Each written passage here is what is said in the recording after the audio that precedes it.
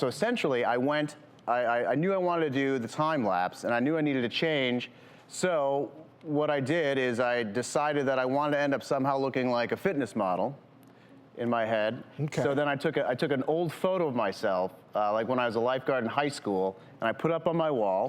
A lot of my coworkers, yeah, that's me. There, looking yep. good. And people at the time when I did that who didn't understand what I was doing thought I was crazy, and they said, you know, you're 35 years old, you're not going to look like you were when you were 17. I said, I will look better. Not true. Huh. So I kind of use everyone's doubts for my motivation with the end in mind, and then I called it Operation Shredder, and then I went into my garage and sort of mapped out the time lapse. I took a while developing how I was going to film it so that I would actually do it.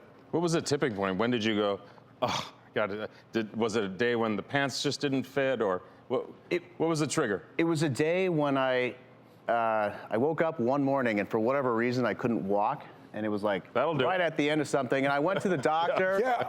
And then I stepped on a scale because they made me, and I was ignoring it, and then they had the readout said obese, and I didn't appreciate that. Wow. So I was like, you know what, this is in your mind, you said, I'm not that obese person. Yeah, and you know what happened, what I try to capture, you know, as filmmakers, you try to capture a narrative that explains a story, and that basically is what I did. Now, granted, I had a buddy of mine come over and film it, but essentially I went home that night and I looked in the mirror and I'm like, what are you doing? Because you come out for a purpose, you have a reason, and then life gets you, and then all of a sudden you are.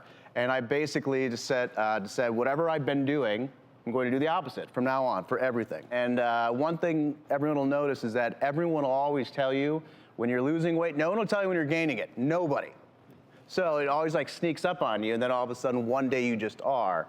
I don't, you know, I couldn't even do a pull-up. I couldn't do really anything at the beginning. I know you had that light bulb moment, and that sort of kick-started you. Right. You almost passed out, collapsed, but I think a big part of it also was your wonderful family, too. Yep, that you absolutely. started thinking about your wife and your darling daughters. And in fact, they're here with us today, joining us. Your wife, Tara, joins us, as well as your two lovely daughters that I know you like to use as barbells, don't you? That's right. Well, Tara, whoa. Oh, they're gorgeous. How do you feel? Like, are you proud of your man or what? Oh my goodness, we're so proud of him, aren't we, girls? Yeah. Yeah. Yeah.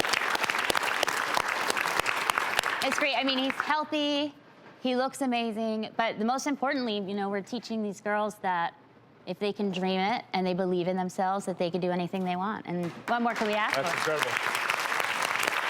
Well, you hit it, buddy. You look like that thank fitness you. model. Thank you. It worked. Me. It worked. And guess what? You're going to be healthy. You're going to live longer. You're going to be with your beautiful family for many, many years to come. Nino, you're an inspiration. Thank you very much. And Tara, thank you for coming.